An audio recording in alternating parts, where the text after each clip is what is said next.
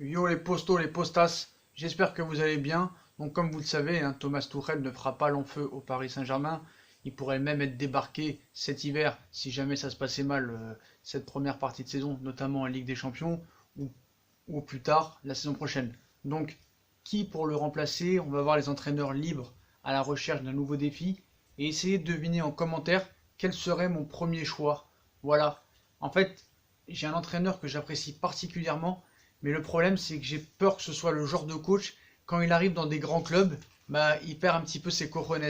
Mais il m'a vraiment fait grosse impression dans les clubs où il a été. Et en plus, il est très très jeune. Donc je sais pas ce qu'il faut à Paris, mais dans le jeu, ce serait pas mal. Mais bon, après, on va voir d'autres possibilités aussi. Donc essayez de deviner celui que j'aimerais bien, mais malheureusement, j'ai peur que quand ils arrivent dans les grands clubs, ce sera plus pareil. Donc on sait, il y a de nombreux joueurs libres de tout contrat. Ils attendent un appel depuis la fin du mercato qu'ils n'ont pas, hein. Et plusieurs techniciens, et non des moindres, sont eux aussi sur le marché à l'affût d'un nouveau challenge à relever. Donc voilà, hein, des gars comme Massimiliano Allegri, comme José Mourinho, comme Laurent Blanc attendent leur tour. Donc on sait, hein, l'exemple de Ravi Garcia à Watford qui a été débarqué. On rappelle que le métier entraîneur est des plus fragiles, hein, on sait très bien. L'Espagnol qui avait réalisé une des meilleures saisons de l'histoire des Hornets de Watford la saison dernière en première ligue, bah, a été débarqué, hein. Il a été limogé après 4 petites journées et un point seulement pris au compteur. Donc son compatriote Quique Sanchez Flores, qui avait d'ailleurs déjà officié à la tête du club anglais, l'a remplacé au pied levé. Et comme lui, d'autres attendent de revenir aux affaires, hein. Comme vous le savez, on pense évidemment à José Mourinho, le Portugais limogé par Manchester United en début de saison dernière, a dit non, enfin en début d'année, pardon, excusez-moi, au mois de janvier, a dit non à un pont d'or en provenance de Chine cet été. Voilà.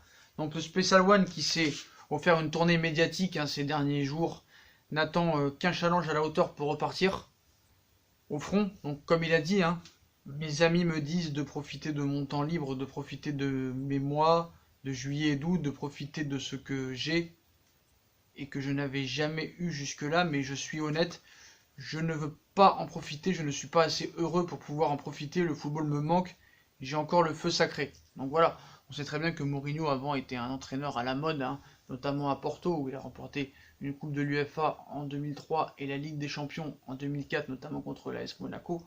Donc voilà, à Chelsea ça s'est pas trop mal passé, mais pas de Ligue des Champions. À l'Inter il en a gagné une avec un jeu vraiment sur la défensive. On se rappelle du match contre Barcelone. Puis après au Real Madrid, 3 demi-finales d'affilée. Après à Chelsea, ça s'est très mal passé. À Manchester United, ça s'est pas très bien passé non plus. Donc voilà. Donc Arsène Wenger aussi, remplacé par Unai Emery à Arsenal l'été dernier. Il s'est dit pressé de repartir lui aussi, hein. Je n'imagine pas ne pas retourner sur un banc de touche. Je voudrais revivre une fois encore l'intensité de la compétition, a lancé l'Alsacien. Donc voilà. Mourinho, j'ai envie de te dire oui pour l'autorité. Le mec, on lui marche pas dessus. Si une grande star, il doit la mettre sur le banc ou ne pas l'appeler pour un match, il se gênera pas. Ce qui m'enchante moins, c'est le jeu. Voilà, on s'ennuie profondément avec José Mourinho. C'est plus un jeu aspect sur la défensive. Alors que Wenger, c'est un peu le contraire. Autorité pas terrible, mais niveau jeu pas mal. Donc voilà. Donc à voir. Donc après, on a aussi des Rudy Garcia, hein, remercié par l'Olympique de Marseille en fin de saison passée. Et lui aussi à la recherche d'un nouveau point de chute. Donc non merci. Tout comme Laurent Blanc, hein, qui attend lui désormais son tour depuis l'été 2016, hein, depuis son départ du Paris Saint-Germain. Un autre champion du monde, en 98, espère une nouvelle chance de montrer ses qualités sur un banc. Il s'agit aussi de Thierry Henry, dont l'aventure à l'AS Monaco lors du dernier exercice aura été très éphémère et très médiocre. Voilà, il a fait juste 13 octobre 2018 et 24 janvier 2019, si je ne me trompe pas. Il avait cité aussi je ne pense pas au négatif, je veux toujours être entraîneur, j'adore le football et je crois que je peux être un bon entraîneur, je ne pense pas à la difficulté, je ne pense pas à l'échec, je n'aime pas la facilité, j'aime diriger et c'est à moi d'y arriver. Donc voilà, pour moi Henry n'est pas fait pour être entraîneur de foot. Je pense mieux que ce soit mieux pour lui un genre de directeur sportif quoi, à la Leonardo. On voit que lui aussi il a une certaine autorité, mais voilà au niveau du jeu tout ça, je pense pas qu'Henry ce soit un grand technicien. Je le pense plus dans poste de directeur sportif ou quelque chose comme ça, mais pas en tant qu'entraîneur. Après, Laurent Blanc, comme vous le savez, Laurent Blanc, bah, pour moi, ça a été le meilleur entraîneur du PSG sous l'ère des Qataris. Même si Carlo Ancelotti était un grand entraîneur, Laurent Blanc a plus gagné et avait plus une identité de jeu que Carlo Ancelotti. Donc on a peut-être fait... on a un petit peu trop fait caca, je pense, sur Laurent Blanc. C'était pas si mauvais que ça, et comparé à Tourelle et à Emery, c'était vraiment au-dessus, hein. Donc voilà. Donc après, il y a du beau monde, hein, aussi à la recherche de défis. Il n'y a pas que eux. Donc un des premiers entraîneurs de l'ancien attaquant du côté de Monaco, bah, Claude Puel, hein. Claude Puel est lui aussi prêt à rebondir après son expérience sur le banc de Leicester City. Donc son nom circule d'ailleurs dernièrement au Portugal, si je me souviens bien, du côté du Sporting. Voilà, il est candidat au poste vacant, hein. Les Néerlandais Marcel Kelzer ayant été démis de ses fonctions durant cette dernière trêve internationale, après notamment une défaite contre le Benfica 5 buts à 0. Voilà, ça lui a pas porté bonheur. Après, on a Michael Landreau, donc non merci. Gourvenec, non merci. Antoine Cambaré, non merci. Sans contrat depuis cet été, hein, ils attendent eux aussi de voir venir. Donc après, on a aussi Massimiliano Allegri, qui est apparemment le choix numéro 1 dans la tête de Leonardo après l'après Tourelle. Voilà, on sait très bien qu'ils ont travaillé ensemble aussi au Milan il y a quelques années. Donc vainqueur de 5 titres en Serie A et 4 Coupes d'Italie. Et lui aussi dans les starting blocks, hein. L'Italien souvent cité du côté du Paris Saint-Germain, comme vous le savez, lorsque la situation de Tourelle est évoquée. Se repose en attendant le rebond, hein. Il se repose, il est en année sabbatique comme on vous l'a dit. De l'autre côté des Alpes, ils sont toujours plusieurs dans ce cas aussi. On pense à Luciano Spalletti, l'ancien de l'Inter de Milan. Claudio Ranieri, qui a fait l'exploit d'être champion avec Leicester en 2016 et l'ancien entraîneur de Nantes. Voilà, de la Roma aussi. Gennaro Gattuso, du Milan AC. Cesare Prandelli, du Genoa et l'ancien secteur d'Italie. Francesco Guindolin, bon là, non merci. Ou encore Massimo Carrera, Spartak Moscou, pour ne citer que eux. Bon, voilà. Là, franchement, par Massimiliano Allegri et pourquoi pas un Spalletti qui pourrait être pas mal aussi. Pourquoi pas un Spalletti à Paris? Je pense que ça peut être pas mal. Il a montré de bonnes choses, que ce soit à l'Inter Milan, à l'AS Roma. Pourquoi pas? Pourquoi pas? Donc le constat veut aussi, le constat veut aussi en Espagne où Quique Setien ex-Betis Séville ou Abelardo ex Alaves, Altor Cacaranca ex Middlesbrough, Juan Ramos de Malaga, Oscar Garcia de Saint-Etienne, bah non, on peut pas. Pablo Machine de le Séville, pourquoi pas, c'est un bon tacticien, mais bon, comme j'ai dit, hein, quand ça arrive dans les grands clubs, pas terrible. Non, pas de poste aussi. Donc Marcelino vient, lui, d'être remercié par Valence sur fond de crise institutionnelle, hein. Pourquoi pas? Marcelino a fait de très très bonnes choses à Valence. Dernièrement, il les a qualifiés pour la Ligue des Champions. Il a gagné la Coupe d'Espagne l'année dernière contre le FC Barcelone. Moi, Marcelino, c'est un entraîneur que j'aime beaucoup. Et je le mettrai dans la shortlist avec Massimiliano Allegri, Mourinho. Franchement, Prandelli aussi, que c'est pas mal. Pourquoi pas? Spalletti, excusez-moi. Spalletti, je le mets dedans. Moi, je trouve que c'est un très très bon entraîneur. Pourquoi pas lui laisser sa chance? C'est un jeu vers l'avant. C'est un entraîneur qui a du charisme, qui a de l'autorité. Franchement, pourquoi pas? J'ai envie de te dire, pourquoi pas? Vraiment. Voilà, donc il n'a pas été viré par ses résultats, hein. Il a été viré par crise institutionnelle, donc voilà. Donc viré du Real Madrid après un court intérim, hein, le 29 octobre 2018, bon bah là, Solari est lui aussi sur le marché, hein. Non merci. Idem pour son compatriote José Pekerman, ex de la Colombie, je pense pas non plus. Le Brésilien Dunga et le fantasque Zdenek Zeman aussi. Donc une liste non exhaustive qui donnera sans doute des idées à plus d'un prétendant, hein, et d'un président. Et voilà, moi ce que je retiens dans ces entraîneurs libres pour remplacer Tourelle, Mourinho pour l'autorité et pour le palmarès, Arsène Wenger pourquoi pas pour le jeu, mais pour l'autorité c'est pas très bon, Massimiliano Allegri, ça peut être aussi un bon choix, quand il a gagné 5 titres de Serie A, 4 Coupes d'Italie, 3 Super Coupes d'Italie, 2 finales de Ligue des Champions, c'est quand même pas à mettre de côté et à négliger. Après, pour les entraîneurs, peut-être qu'il serait plus une surprise. Luciano Spalletti, moi j'aime beaucoup. J'aime beaucoup. Voilà. Après, moi j'ai un petit favori. Après, j'ai deux favoris que j'aimerais bien. Malheureusement, pour moi, Marcelino peut être une priorité du Paris Saint-Germain. Je pense que c'est un très bon coach. J'aimerais beaucoup le voir à Paris avec les Espagnols, les Argentins qu'il y a notamment. Je pense que ça pourrait être quelque chose de pas mal. Si jamais Massimiliano Allegri ça se faisait pas, pourquoi pas? Pourquoi pas? Voilà, c'est un entraîneur que j'aime bien et je le mets dans mon top 5 des top entraîneurs parce que j'aime beaucoup la façon de diriger, de manager, de jouer. Il y a une grosse identité de jeu, football plaisir, franchement magnifique. Mais j'ai un petit protégé aussi depuis très longtemps. Quand je dis très longtemps, faut pas exagérer. Depuis surtout un an. Voilà. Donc, je ne sais pas si vous avez trouvé déjà en commentaire, c'est Julian Nagelsmann. Vraiment, j'aime beaucoup cet entraîneur qui a fait une très grosse saison l'année dernière. Il a été révélé l'an passé en ayant réalisé une superbe saison avec le club allemand d'Offenheim. On a pu le voir contre City, contre Lyon, où vraiment il y a eu des gros matchs. Voilà, c'est un entraîneur qui monte petit à petit en puissance. Il est méconnu du grand public. Il a signé cet été au Red Bull Leipzig, qui est en Ligue des Champions. Et vraiment, j'attends vraiment de voir des choses parce que ce gars-là, cet entraîneur-là, excusez-moi, ce coach-là, a qualifié Hoffenheim pour la Ligue des Champions. On a vu que l'année dernière, c'était pas mal, vraiment pas mal. Surtout au niveau du jeu. Voilà. Donc après avoir repoussé plusieurs offres de clubs prestigieux comme le Bayern de Munich par exemple, hein, voilà, bah, il a rejoint Leipzig pour poursuivre son apprentissage d'entraîneur. Voilà, il est très très jeune, hein, il a 32 ans.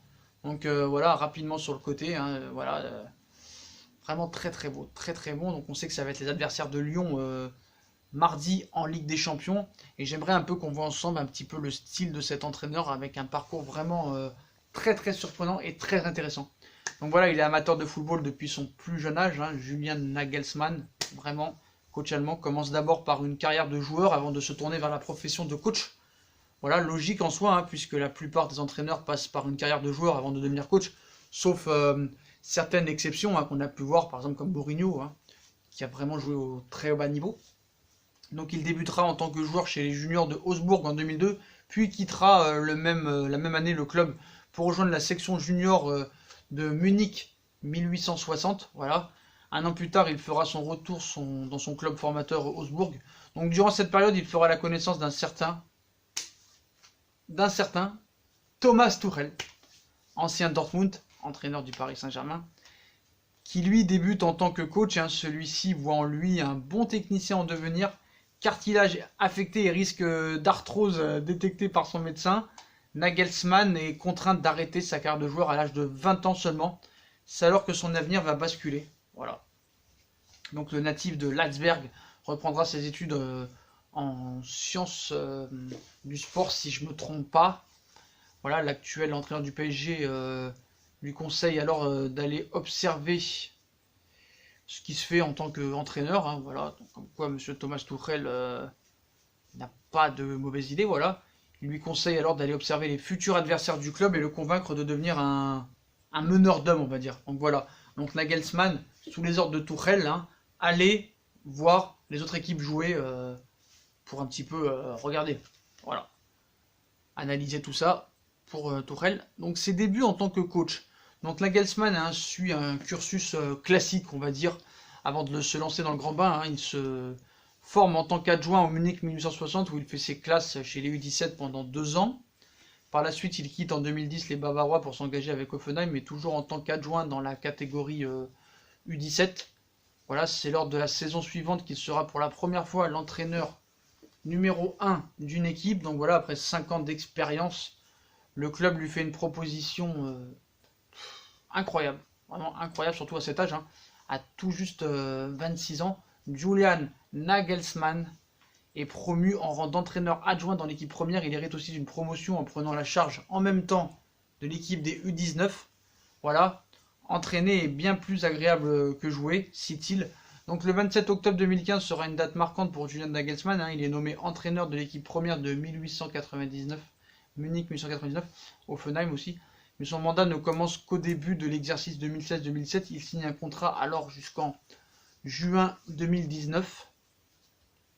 Voilà. Néanmoins, il fera ses débuts plus tôt que prévu. Hein. Son prédécesseur, Huub Stevens, démissionne de son poste pour des raisons médicales. Hein. Il cite « Je relève un sacré défi que la situation actuelle de l'équipe au classement alourdit bien sûr encore, mais cela ne me fait pas peur du tout. je suis prêt, voilà, dira-t-il, hein, lors de son arrivée prématurée. Il devient ainsi à 28 ans le plus jeune entraîneur de l'histoire de la Bundesliga et du championnat allemand. Donc voilà, il reprend une équipe alors que ils sont à la peine en Bundesliga, ils sont à la peine en difficulté en championnat.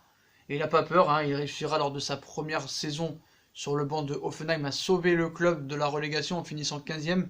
C'est donc une mission réussie pour l'Allemand, hein, qui va surprendre, franchement, il va me surprendre, il va surprendre son monde et beaucoup de gens lors des précédentes saisons. Donc il citait, hein, peut-être qu'il deviendra un jour sélectionneur, il a beaucoup de compétences, d'empathie et une bonne relation avec les joueurs. S'il continue comme ça, je suis convaincu qu'il deviendra un grand entraîneur. Il a fait d'Hoffenheim un prétendant aux places européennes.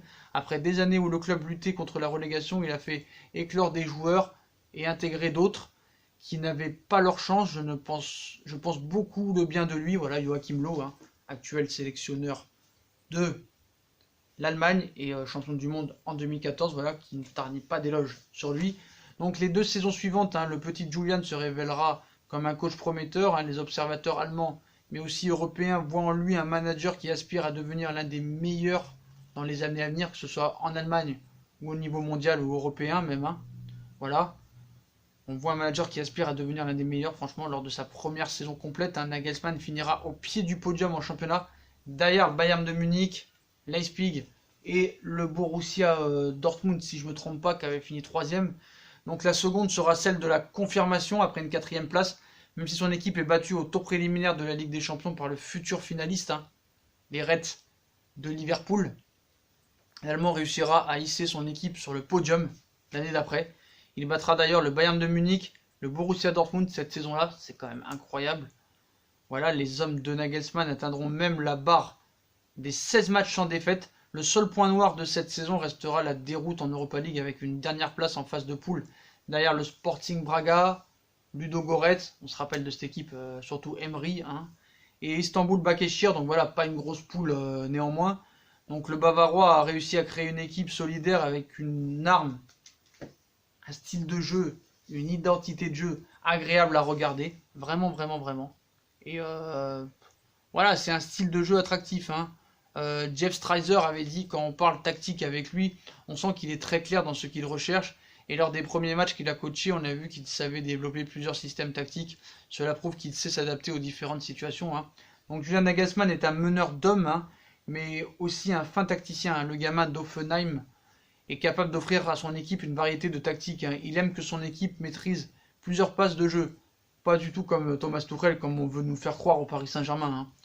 Il n'hésite pas à changer d'animation en plein match, il est capable de jouer sur plusieurs systèmes de jeu, il n'a pas peur de tenter des choses. 3-5-2, 4-3-3, 4-1, 4-1, on a aussi du 4-2-3-1 ou bien du 4-4-2, un peu de tout. Le technicien allemand possède vraiment plusieurs cordes à son arc, excusez-moi, voilà vraiment.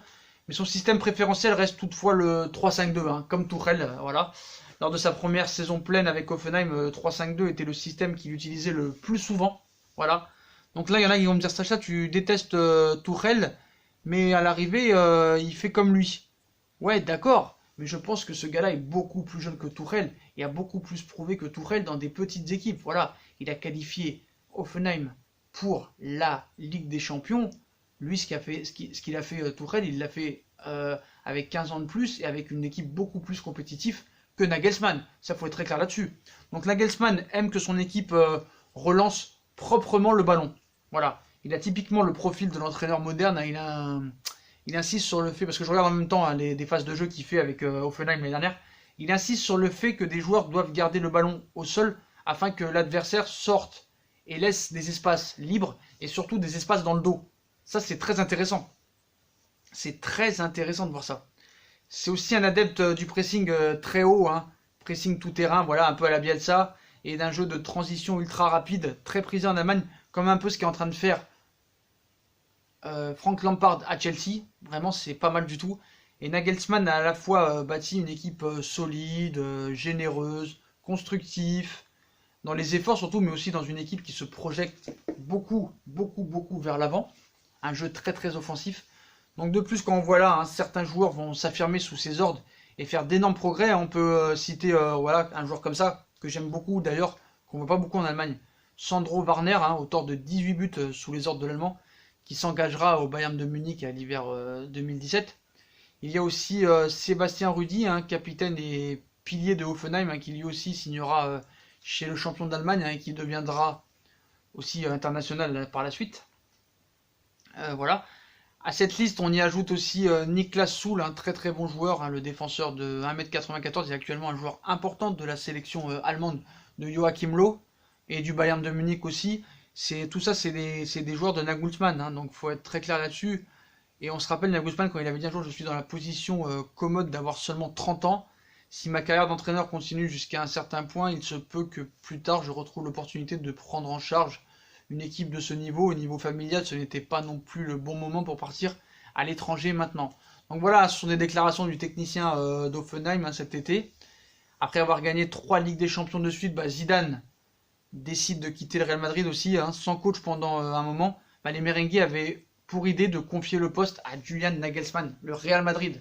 Le Real Madrid, 13 Ligues des Champions, y pensait à Julian Nagelsmann. Donc voilà, le Real Madrid n'a jamais pensé à Thomas Tuchel, hein, je suis désolé de le dire. Donc sans doute que celui-ci allait refuser le poste, hein, il savait qu'ils allaient refuser le poste. Donc ça en a surpris plus d'un, hein, étant donné qu'il est difficile de refuser une proposition de l'actuel, soi-disant, meilleur club du monde, avec leurs 13 Ligues des Champions. Mais avec du recul, on se dit que l'Allemand a sûrement fait le bon choix, hein. Je pense qu'il ne faut pas non plus brûler toutes les étapes. Il a les idées claires, contrairement à Thomas Tuchel, voilà, Hoffenheim, Red Bull Leipzig. Ce serait pas étonnant de le voir dans un an ou deux au Bayern de Munich, et après pourquoi pas au Real ou au Barça, allez savoir. Moi j'aimerais beaucoup voir au Paris Saint-Germain ce joueur. Cet entraîneur, il a 32 ans, mais c'est pas un entraîneur. C'est un entraîneur, les potos. Donc voilà, j'aime beaucoup cet entraîneur, hein, vraiment. Qu'est-ce qu'on pourrait dire d'autre sur lui? Voilà, on a tout dit, franchement. J'aime beaucoup ce coach. Voilà, j'aime beaucoup ce coach. C'est un coach en devenir, donc retenez ce nom, Julian Nagelsmann. Voilà, 32 ans. Donc même si c'est Tuchel qui l'a un petit peu repéré, ça n'a rien à voir avec Tuchel. Voilà, je suis désolé. Quand tu réussis avec Hoffenheim, une équipe avec des joueurs très moindres, une 5e place, une 4e place, une 3e place, une qualification en Ligue des Champions, une participation en Ligue des Champions, des matchs vraiment de folie, des systèmes de jeu où il n'a pas peur de tenter des choses. Vraiment, je pense que c'est un surdoué. Voilà, pour moi, c'est un entraîneur surdoué. Il a commencé à 26 ans, il en a 32.